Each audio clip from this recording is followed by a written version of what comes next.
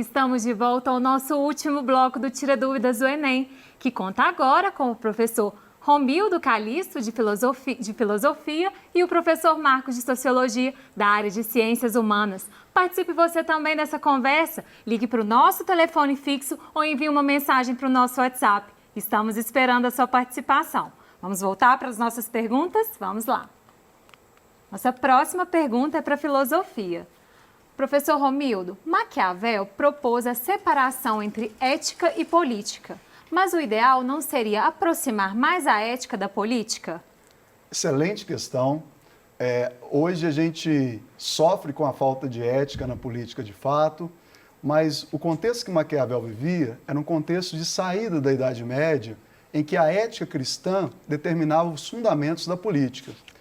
E como Maquiavel ele quer que o príncipe ou o governante ele tenha mais possibilidade de ação, portanto mais poder, para harmonizar o Estado, para manter as pessoas cumprindo as leis, para manter a estabilidade social, Maquiavel entendia que a ética ela engessava a possibilidade do governante. Porque o governante não poderia ser cruel quando fosse necessário ser cruel, não poderia matar, por exemplo, quando fosse necessário matar, não poderia voltar atrás na sua palavra quando fosse necessário.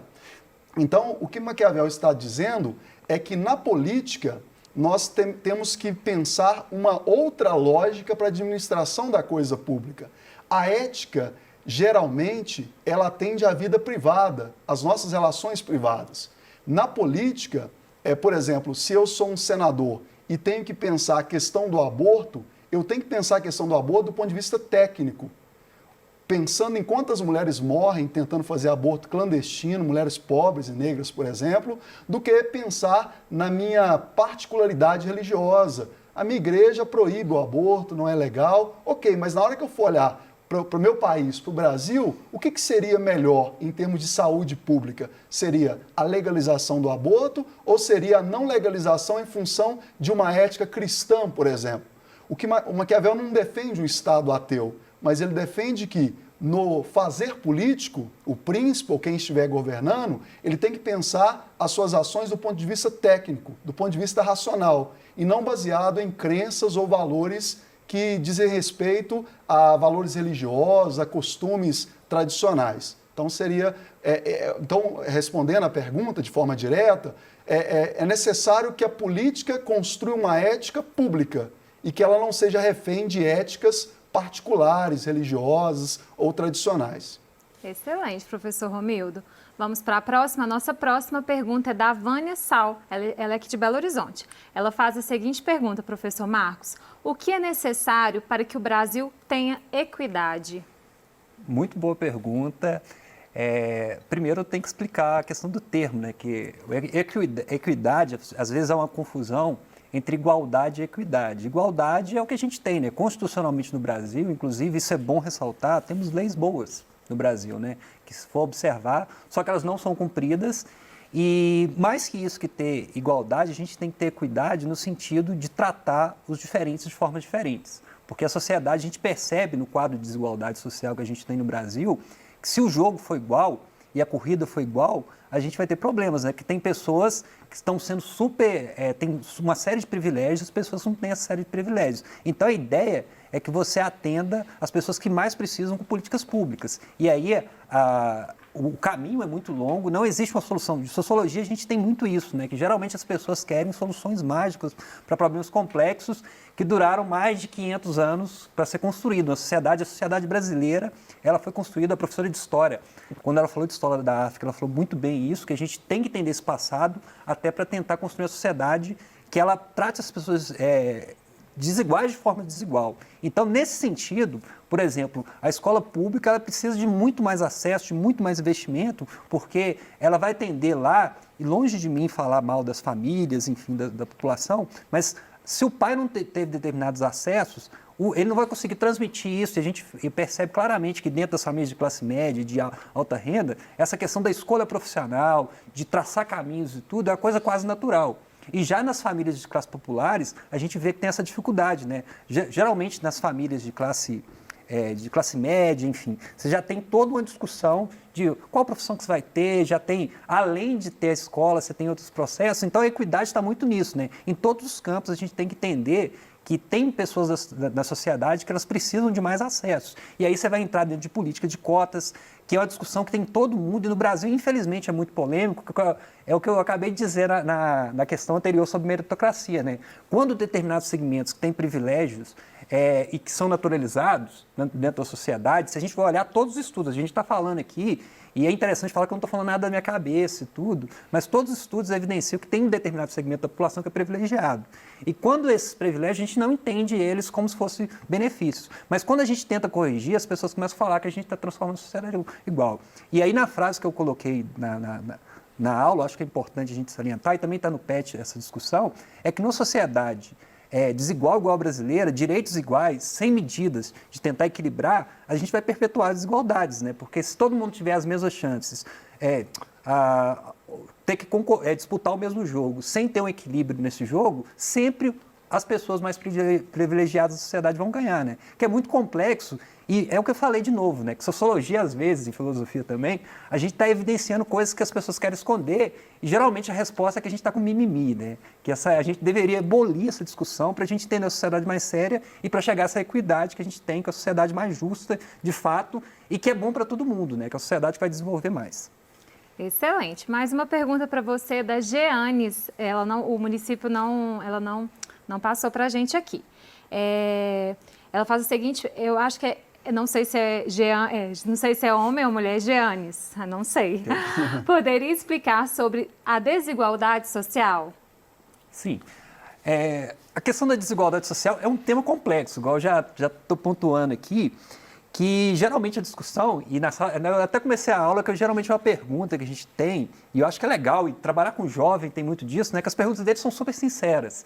E as pessoas, professor, mas existe de verdade desigualdade social? E sempre nessa questão da dimensão, achando que é uma questão opinativa, e às vezes talvez pode ser até um problema de como a mídia coloca essas questões, como isso aparece nos telejornais, parece que é uma questão de opinião. E não, a desigualdade social, ela vai estar ligada a como as pessoas ocupam os espaços dentro da sociedade e como as pessoas são atendidas ou não por serviços. E aí, quando a gente fala de desigualdade, a gente fala de desigualdades, porque hoje a gente vai falar muito sobre a questão econômica e da pessoa ter mais ou não ter menos grana, mas a gente percebe que na sociedade brasileira as desigualdades, elas não se anulam, sobrepõem, que geralmente as pessoas falam, não, mas a gente tem que falar da questão étnico-racial no Brasil, que a população negra ela não é assistida. A gente tem que falar da questão das mulheres, que de fato elas, dentro do nosso jogo social, elas, por ter um histórico numa sociedade que ela foi construída para homens, e aí é interessante você ter um homem falando sobre isso e reconhecendo esses privilégios, que quando a gente fala a questão de gênero é para discutir homens, só questão de mulheres, a questão étnico-racial é só questão de negros. Não, a gente tem que falar do lugar do privilégio. Então, a desigualdade ela tem essa dimensão enorme que a gente tem, é um tema super complexo, e quando a gente vai falar dessa questão, a gente está nessa lógica de evidenciar privilégios, né? Então, não sei se eu consegui responder, mas eu acho que todas as discussões e toda a aula é para justamente falar o que é desigualdade social, que é um tema complexo, e a sociedade brasileira, infelizmente, ela tenta esconder, tampar o sol com a peneira, né? Excelente. Vamos para a próxima. Nossa próxima pergunta é do professor Romildo. O estoicismo afirma que devemos ser obedientes ao nosso destino. Então, para o estoicismo, não somos livres? Muito bem. O estoicismo, ele reinventa o conceito de liberdade. Porque, no senso comum, ser livre não ter impedimento exterior à realização dos meus desejos. Então, eu quero viajar, eu posso, eu quero comprar, eu posso, eu quero, sei lá, namorar alguém, eu consigo conquistar a pessoa. Só que o estoicismo, ele tem uma cosmovisão bastante interessante, que é a seguinte: o universo é um cosmos, ou seja, um todo ordenado. Eu pertenço a esse cosmo como um ente físico. E a minha vontade, os meus desejos, não vão mudar o fato de hoje ser, por exemplo, uma sexta-feira. Por mais força de vontade que eu tenha, eu não vou fazer a cachoeira mudar o seu fluxo de água, não vou mudar o meu DNA. Então, essa ideia da meritocracia, de que basta eu querer que eu vou conquistar, isso é uma balela do ponto de vista físico, já que nós somos um planeta num universo né, enorme, gigantesco, somos uma espécie num ambiente que tem milhares de espécies, então nós não vamos transformar as coisas. Então, o que é a liberdade para o estoicismo? É a capacidade que eu tenho, primeiro, de compreender o meu lugar no universo e, segundo, de desejar aquilo que eu sou ou de odiar aquilo que eu sou, odiar o meu lugar no universo. Entenda, eu não sou livre para transformar aquilo que eu não posso mudar, mas eu sou livre para desejar que as coisas sejam da forma que elas são ou para odiar que as coisas sejam da forma que elas são. Ok, vamos para a próxima. Nossa próxima pergunta também é para a filosofia. Por que para Maquiavel é melhor para o príncipe ser temido do que ser amado? Bom, essa é uma frase clássica de Maquiavel, né, uma passagem que ele fala assim, ó, o ideal é o governante ser amado e temido. Não podendo ser os dois, é preferível que ele seja temido que amado. Por quê? Vai dizer Maquiavel, porque o amor, ele é nutrido por aquilo que o outro faz para mim. Enquanto o povo estiver recebendo benefícios do príncipe, enquanto o príncipe estiver fazendo festa, estiver fazendo políticas que agradem o povo vai continuar amando o príncipe. Mas precisou o príncipe aumentar um pouquinho o imposto e esse amor vai se transformar em ódio. E esse ódio vai tirar o príncipe do poder, porque o povo pode fazer um motim para tirar o príncipe. Então Maquiavel fala que o mais importante é que o príncipe seja temido, porque quando o príncipe é temido, ele é também respeitado. Eu dei um exemplo na aula que às vezes a gente faz muita coisa para a mãe da gente, não porque a gente ama ela incondicionalmente, acreditando que você ama a sua mãe incondicionalmente, mas porque você tem medo de ficar sem internet, tem medo, né, de ser repreendido pela sua mãe de alguma forma. Então o temor, ele é um vínculo mais eficiente entre governante e povo. Porque se o povo, por exemplo, burlar a lei e não ter o temor de que o Estado vai punir o povo vai começar a saquear, vai começar a fazer as coisas erradas. Então é necessário que o povo ele tenha medo do Estado, mas não aquele medo exagerado, aquele medo necessário para que eles cumpram as leis, não porque eles amam o Estado, mas porque eles têm medo de serem cobrados, de serem punidos pelo Estado. Tá. Professor Marcos quer complementar. Deixa eu fazer uma colocação, porque é interessante estudar o Maquiavel e para a gente da sociologia, mais especificamente da ciência política, que é um campo das ciências sociais, o Maquiavel é o começo, mas a história da política não termina no Maquiavel, né? Quando fala assim, e eu tenho até medo da pessoa levar o Maquiavel muito a sério e inclusive defender posturas que hoje não condiz com a democracia, né? E é interessante essa colocação, e na aula sobre política eu discuti um pouco isso, que a gente fala lógica de dominação, e a gente foi caminhando esse processo, que o Maquiavel foi o século XV, né? Que o Brasil estava pensando em ser descoberto, ainda a gente caminhou bastante, e hoje a forma de dominação legítima, né? Que a gente discutiu lá com Weber, e ela não está ligada à pessoa, porque quando ele vai falando que o príncipe ele tem que ser temido e não amado, ele vai defender uma ditadura, né? Que as pessoas vão oprimir tudo. E hoje não, a gente já tem outra questão que está ligada a essa forma de dominação legítima, ela tem que respeitar leis. Então o governante, quando ele assume o poder no Brasil, eu ganho o cargo de presidente, deputado, não é que eu posso fazer tudo e se as pessoas foram contra mim, eu tenho que oprimir elas. É interessante entender que no Brasil a gente tem o Estado Democrático de Direito e ninguém tem que estar acima das leis, né? Essa discussão é perigosa nesse sentido, né? E às vezes, quando a gente trabalha muito com Maquiavel e essa lógica dos fins justificar o meio, ele não falou isso no livro, mas o livro dá a entender essa questão, é importante, mas também é importante que existem leis no Brasil, né? Por exemplo, eu não posso participar de uma eleição com a plataforma falando, ó, eu sigo Maquiavel e Maquiavel falou que entre ser amado e ser temido tem que ser temido, por isso que no Brasil eu vou instituir a ditadura, porque ele vai ferir a Constituição brasileira, né? Mas o Maquiavel é importantíssimo entender, ele é importante isso para a vida, né? Para entender, mas a gente caminhou um pouco nessa discussão. Só para defender Maquiavel, não que ele precise ser defendido, né? Maquiavel, ele tem o seu momento em que ele defende o príncipe, um Estado forte, mas depois que a Itália se unifica, ele pensa de forma mais republicana. Então ele fala que para o príncipe, para o governo se estabilizar, ele precisa do contraditório do povo. O povo, de alguma forma, ele limita o poder do governante e o governante limita o poder do povo. E presta atenção que ele não fala de medo, ele fala de temor. O temor é uma gradação do medo. Então imagina, mesmo numa democracia constituída como a nossa, se as pessoas não tivessem medo de serem punidas na sociedade, nas suas relações sociais. Então elas saqueariam, elas roubariam. Então é necessário que as pessoas elas tenham algum medo de que a lei, de alguma forma, vai responsabilizá-las por aquilo que elas fazem. Então, eu acho que é interessante perceber que Maquiavel está falando que o Estado, de alguma forma, ele tem que ter um poder coercitivo sobre as pessoas, porque senão as pessoas voluntariamente não vão fazer o bem. Elas precisam de alguém que esteja ali falando, ó, se você errar, você vai ser punido, porque senão as pessoas, né, elas vão transformar a sociedade num caos. Obrigada, professores. Vamos para a próxima. Nossa próxima pergunta é para Sociologia. Sociologia e ensino religioso são a mesma coisa? Pois é uma questão que deve ter sido motivada, porque nessa semana, a gente começou a ter aula de ensino religioso e como o ensino religioso, dentro do currículo, ele não é confessional, às vezes ele vai transpor algumas determinadas discussões. Eu acho que a pergunta seria também se é a mesma coisa de filosofia, né? Porque vai discutir ética, vai discutir uma série de coisas.